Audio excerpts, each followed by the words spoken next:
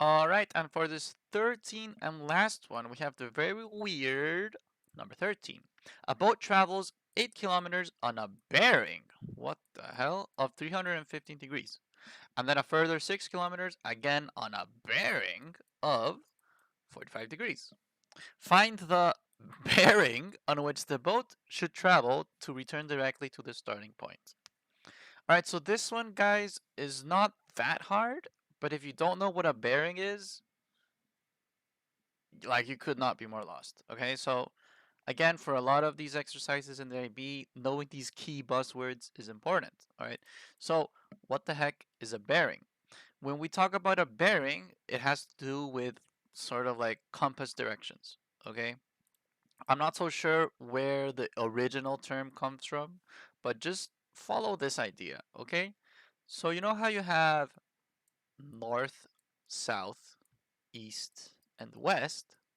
When we talk about a bearing, it's a good way to give directions or indications of, like which way you're going, stuff like that. And so let's say that the boat starts, okay, at 0, 0. See? If it travels 8 kilometers on a bearing of 315 degrees, we need to count these 315 degrees, okay? And it's a very special way in which you count them, all right? So have this intuition. North is going to be 0 degrees. East is going to be 90. South is going to be 180. West is going to be 270. And if you go all the way back, you get 360. See? Which is the same as 0 degrees. Now, some of you might be thinking, dude, what the hell are you saying? Okay? When you have a circle, okay, the degrees inside of a circle are 360. Okay? You have 360 degrees inside of a circle. On a line, you have 180. Okay? On a right triangle, you have 90 right there. See? Ah, okay. So on a circle, ¿cierto? Remember how I said that it's 360 degrees? Well, that's because if you cut the circle into 4 pieces, you have 90 degrees here, 90 here, 90 here, 90 here.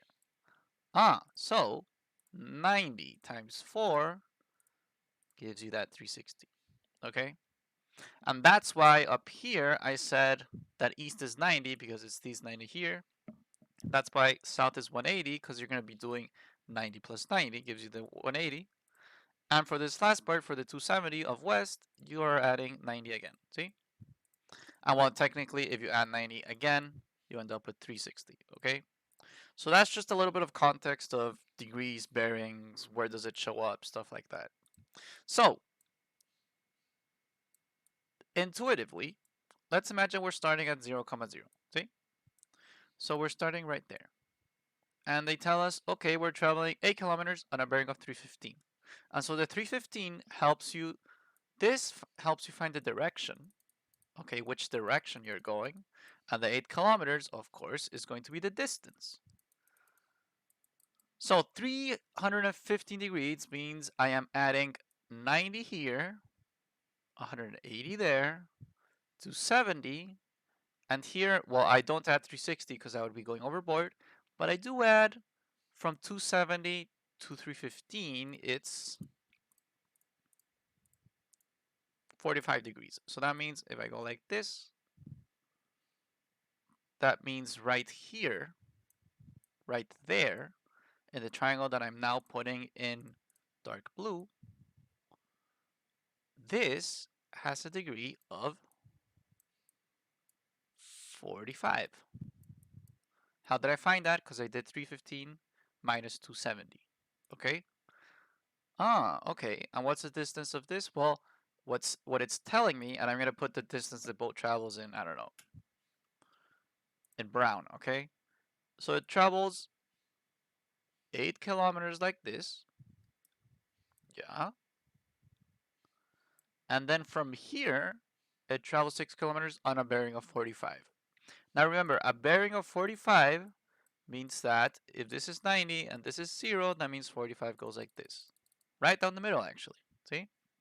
So that means I have a bearing of 45 over here, traveling like this. Kapow. So I'm just going to put 6 kilometers there. See? And that means that I have an angle there of 45 right here.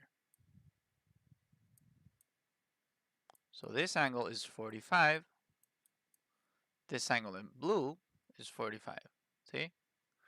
And then we need to find the bearing on which the boat should travel to return directly to the starting point. So then we have to see from here, okay, what is the angle it has to take to go all the way back. All right, that is the current context. Those are the angles that we know. See?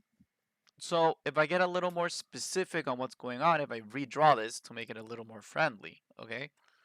All right, guys, and so now that we understood intuitively like what the exercise is actually telling us, we can now put it on a diagram that looks a little more pretty than the one we have up here. So what ends up happening exactly? Let's say that our guy starts at point A, okay? That means that on a bearing of 315, that means I have 270 degrees here, ¿cierto? Ta, ta, ta, ta, ta. And I go up 8 kilometers at a degree of 45. So that is how I end up with the 315. See? Kapow, kapow. That is the first part, okay? And just to leave this a little more pretty, I'm gonna put this dotted, all right? What happens then at a degree of 45, so that means from here, 45 degrees, right? I travel 6 kilometers, okay? So that's where the 45 degrees comes from. I'm gonna put a dotted line. We end up with that, okay? The dotted line is so that we remember why we end up with 45 degrees, okay? Then we end up with, I mean, they ask us then, like, okay, now you gotta come back. See, it says find the bearing on which the boat should travel to return directly to the starting point. So we gotta go back, right? And so this whole distance all the way back. Let me make that a straight line because some people get annoyed. Okay. And the bearing from here is, well, first we have these 90 degrees here, and then we have whatever is left, okay? Which is not so different, guys, than what I did down here. How did I end up with this 45? Well, because I said here we have 270, okay? And then we had to reach 315, I add 45, see? That is no different than what I did up here. I mean, I said, okay, I know that my bearing is, of course, this whole thing that I'm going to put in, I don't know, orange. See, so this is my bearing, okay? So the bearing I'm trying to find, I know is 90 degrees, right? This 90 there, plus what I'm going to call, whatever, I'm just going to call it theta, okay? And so basically, if I find theta in this context, I'm good to go, okay? So what else can I get from this? Now let's go piece by piece. See, something that is sort of cool or interesting about this is that there's a lot of straight lines going around. See, for example, because I'm drawing straight lines on these dotted lines, that means I have a straight line all the way down over here. Okay, and just to leave it pretty, I'm going to erase right there, which means I have 90 degrees there.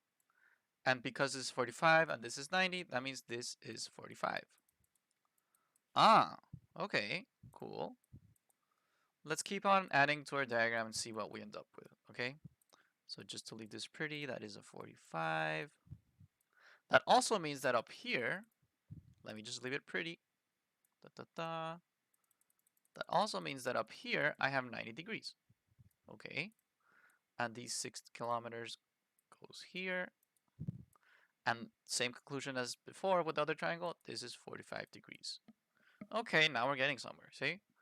That also means that if I do a dotted line over there, this is 90 degrees, I have my theta and some other angle that I don't have that might be necessary, okay? Now, guys, I'm going to say this right away. See, there's a lot of different ways to solve this problem.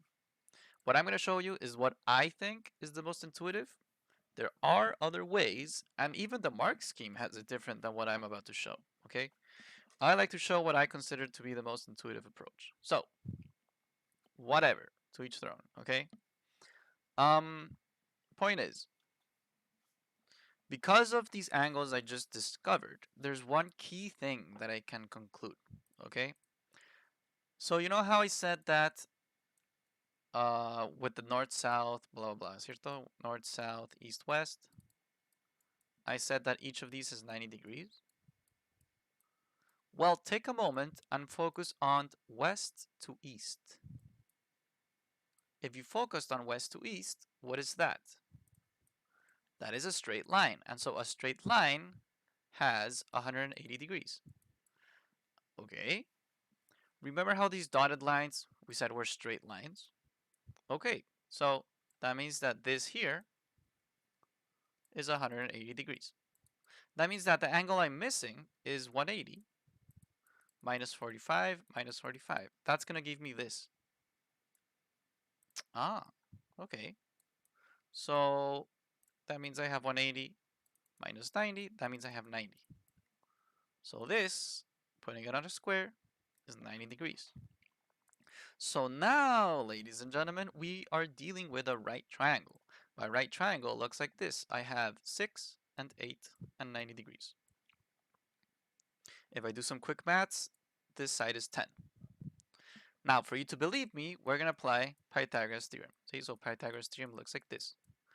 You use Pythagoras theorem when you have a right triangle. See, only when you have a right triangle, meaning you have 90 degrees here, you can use Pythagoras theorem. Now, hold up. Some of you might be thinking, okay, how do you know that you have to do this?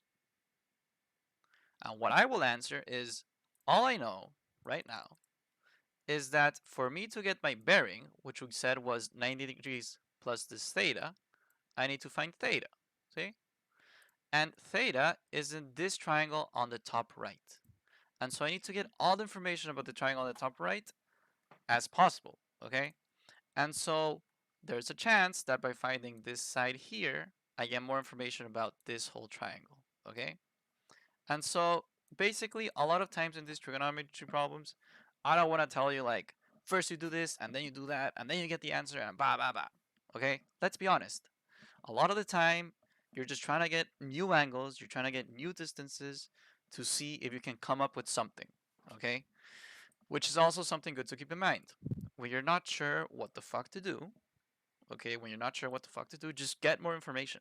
Just get more information, see if you can come up with something, okay? So I know that I can get this side here, see, which is this side here. So we apply Pythagoras theorem. The key thing about Pythagoras theorem is that this guy is the long guy, okay? Your c squared is always going to be the hypotenuse, okay? So as long as you make sure that the c that you plug in is the long side, the hypotenuse, you're going to be fine.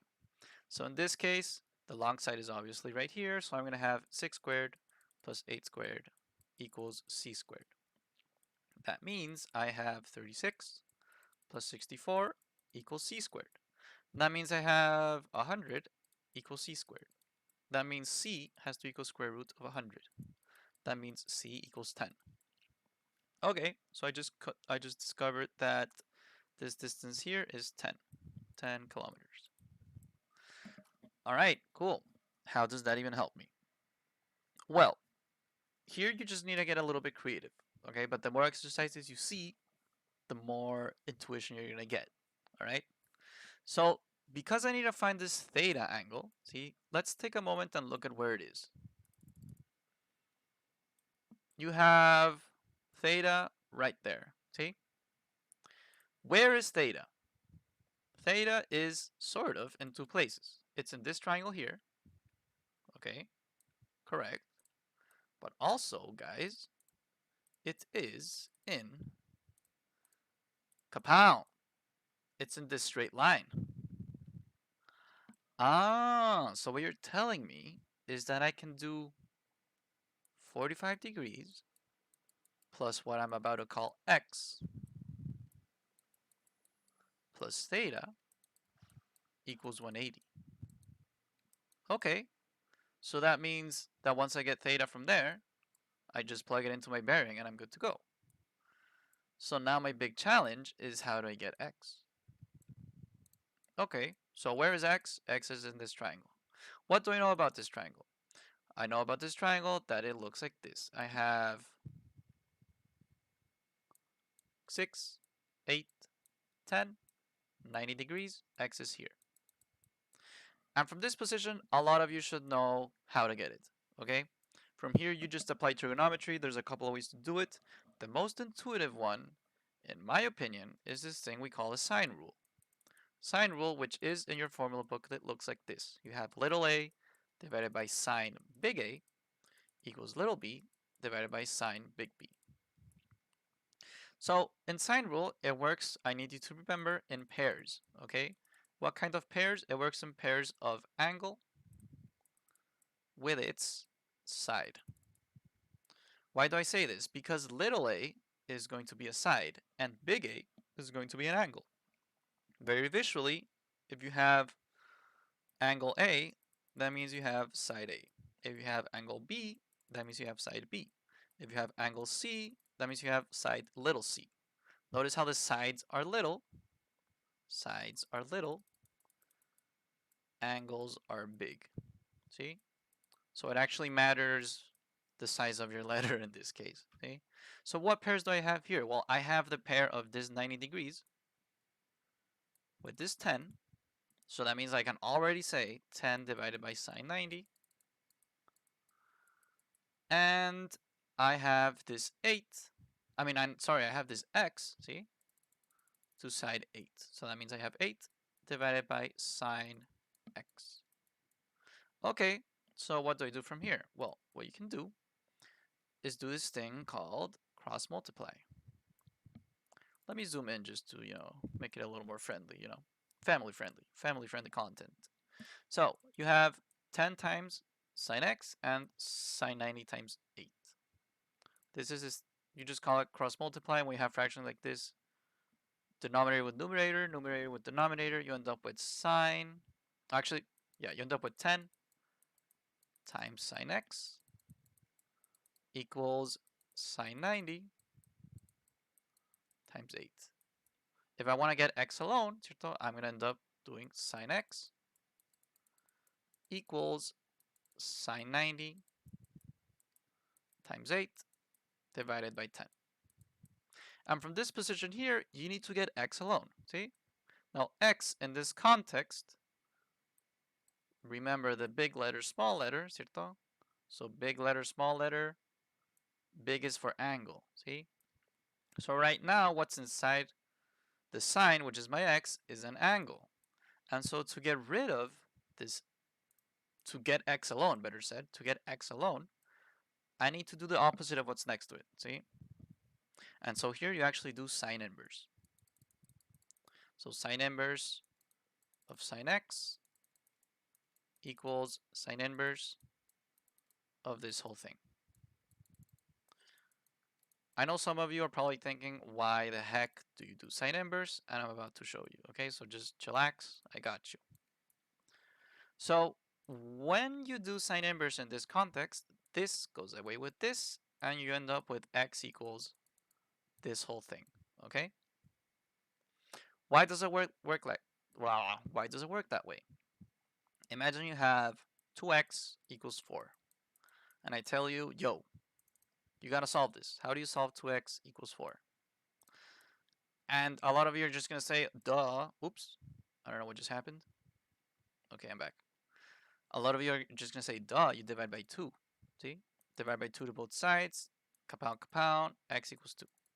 See? And I would say, yes, you're absolutely right, but let's talk a little bit about why. Why do you divide by 2 here? You divide by 2 here because this 2 is multiplying x. And what is the opposite of multiplication? Division. Okay. What is the opposite of sine? Sine inverse. Another way you can think about it is, what is the inverse operation to multiply? Dividing. What is the inverse operation to sine? Sine inverse. So when you do sine inverse, it's no different than like just doing the opposite of sine, okay? Fuck it. X is going to equal whatever this is, see? Make sure that you have it in, degrees for when you use sine inverse like this.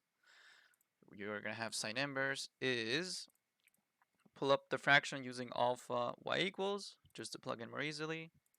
You don't have to, but it's a little bit of a quality of life thing.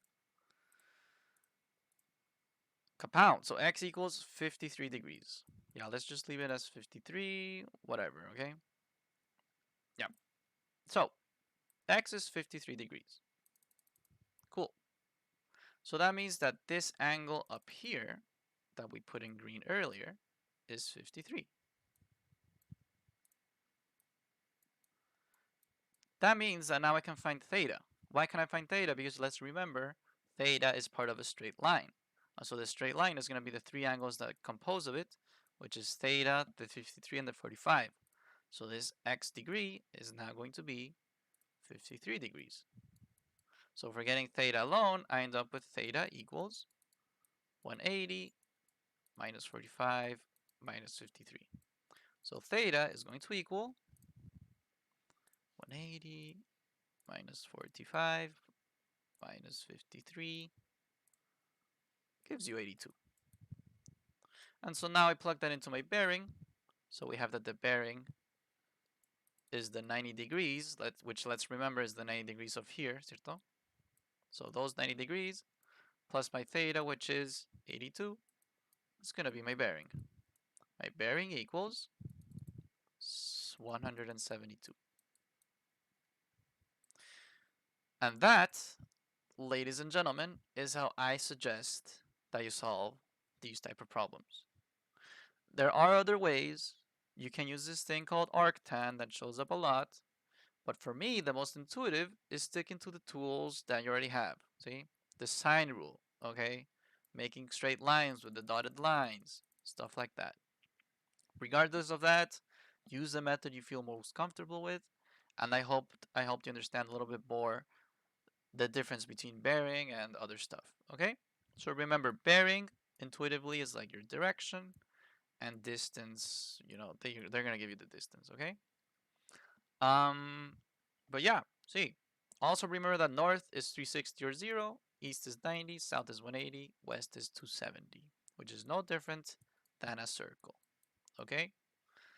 All right, ladies and gentlemen, that is for number 13, and that is actually for this whole exam. I hope it helped. Take it easy. Good luck and everything.